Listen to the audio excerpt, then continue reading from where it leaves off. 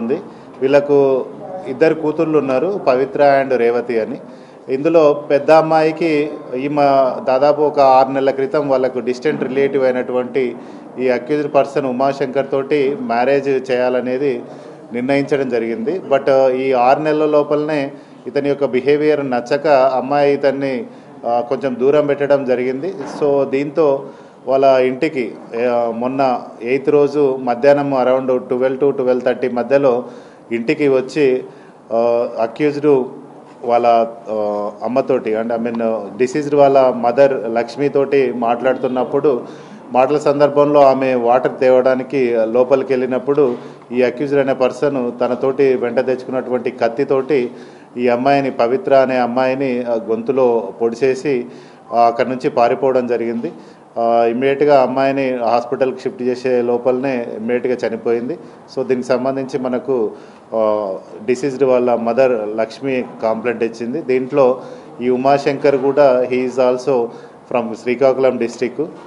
ఇతను కూడా లేబర్ పని అంటే టైల్స్ వర్క్ చేస్తూ ఉంటాడు. ఈ మధ్యలో తాగుడుకు బానిస అయిపోయి ఈ టైల్స్ వర్క్ చేయడము, బాగా తాగి ఆ అమ్మాయిని తిట్టడము అట్లాంటివి చేసినప్పుడు ఆ అమ్మాయి వీడి యొక్క బిహేవియర్ నచ్చక ఇతన్ని పెళ్లి చేసుకోవడానికి నిరాకరించడం జరిగింది. దాంతో ఇతడు ఈ హత్య చేసి పారిపోయాడు. ఈరోజు మనకు వాళ్ళ బ్రదర్ కూడా, ఈ అక్యూజ్డ్ వాళ్ళ బ్రదరు మన స్కందగిరి టెంపుల్ పద్మారావు నగర్లో నివాసం ఉంటున్నాడు. అతని దగ్గరికి వచ్చినప్పుడు మన crime team under the leadership of SHO Warasiguda and ACP Chilkalguda and DI Warasiguda and is crime team Mallikarjun SI, Sudhakar SI వీళ్ళందరూ క్రైమ్ టీమ్ తోటి అక్యూజ్ని పట్టుకొని అతని నుంచి కొన్ని క్లాత్స్ తర్వాత రిమైనింగ్ ఆర్టికల్స్ని కూడా సీజ్ చేయడం జరిగింది.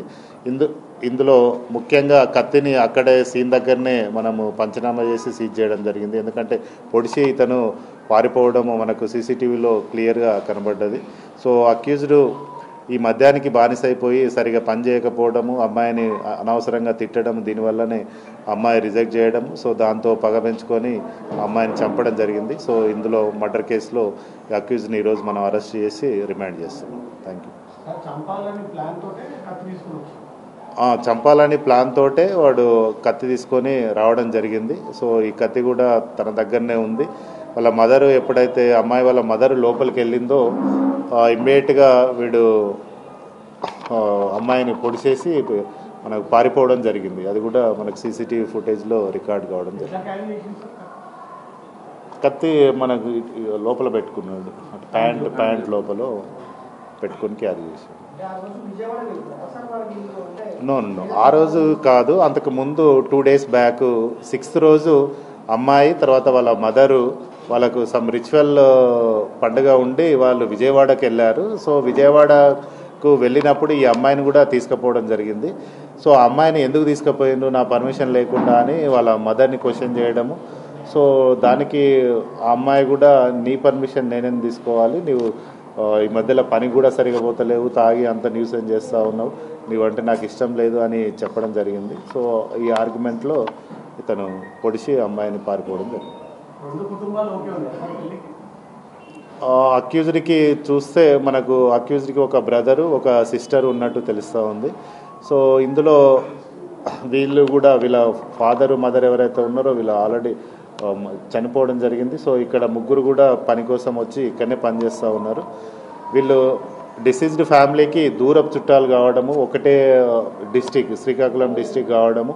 సో ఇక్కడికి వచ్చినప్పుడు వాళ్ళు కలుసుకొని ఒక 6 నెలల ముందే అమ్మాయికి ఓకే మ్యారేజ్ చేద్దాము అని ఇతన్ని చూడడం జరిగింది. బట్ వీడి యొక్క బిహేవియర్ తర్వాత నచ్చక అమ్మాయి రిజెక్ట్ చేయడం, తర్వాత ఈ ఇన్సిడెంట్ జరగడం జరిగింది.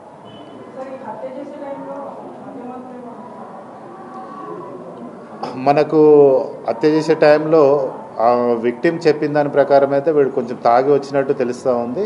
బట్ మనం పట్టుకునే వరకు అది తెలియదు. బట్ విక్టిమ్ ఫ్యామిలీ ఎవరైతే ఉన్నారో వాళ్ళు చెప్పడం జరిగింది. అది కూడా మనము టెస్ట్ చేయించి వెరిఫై చేస్తాం. లేదు, ఇతను యాక్చువల్గా వాళ్ళ సిస్టర్ దగ్గర జనరల్గా ఉంటాడు, రహమత్ నగర్ బోరబండ దగ్గర. సో అక్కడ జనరల్గా ఉండి వాళ్ళ బ్రదర్ కూడా ఇక్కడ మనకు స్కందగిరి టెంపుల్ పద్మారావు నగర్లో ఉంటాడు అన్నమాట. సో అక్కడ ఇక్కడ తిరుగుతూ ఉంటాడు. పనికి పోయినప్పుడు పని చేసుకొని మ్యాక్సిమం వాళ్ళ సిస్టర్ దగ్గర ఉండడము, తర్వాత అప్పుడప్పుడు వీళ్ళ బ్రదర్ దగ్గరికి రావడం జరుగుతూ ఉంది. సో వీళ్ళ బ్రదర్ దగ్గరికి వచ్చినప్పుడు ఈ ఫ్యామిలీ పరిచయం కావడము, పరిచయం అయ్యి మ్యారేజ్ ప్రపోజల్స్ ఇవన్నీ టాక్స్ జరిగి తర్వాత రిజెక్ట్ చేయడం వల్లనే ఈ హత్య చేసిండని. తను పారిపోయాడు, బోరబండ అక్కడ చాలా ప్లేసెస్లో తిరిగాడు. మనకు ఇక్కడికి వచ్చినప్పుడు వాడిని ట్రేస్ అవుట్ చేస్తున్నప్పుడు ఇక్కడికి రావడం, అక్కడ పట్టుకొని మనం అరెస్ట్ చేయాలి.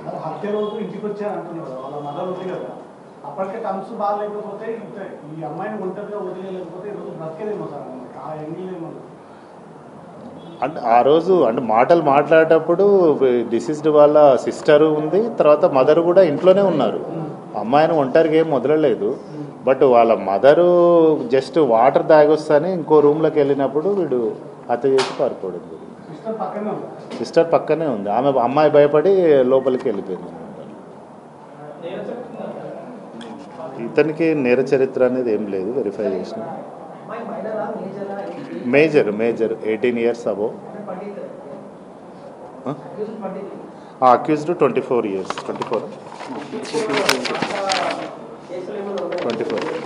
అక్యూజ్డ్ పైన పాత కేసులు ఏం లేవు. వీళ్ళు కూడా శ్రీకాకుళం నుంచి మైగ్రేట్ అయ్యి ఇక్కడ పని కోసం వచ్చిన వాళ్ళే.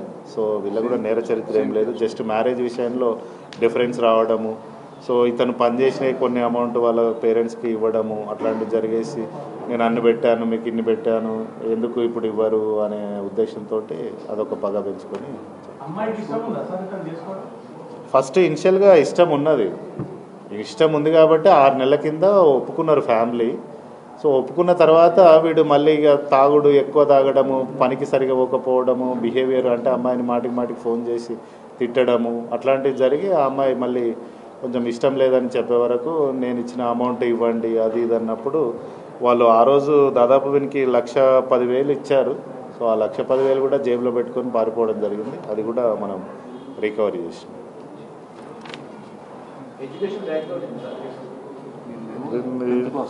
10th క్లాస్ అంత. అమ్మాయి కూడా 10th క్లాస్ వరకు చదివింది, తర్వాత ఇంటర్ చదివింది.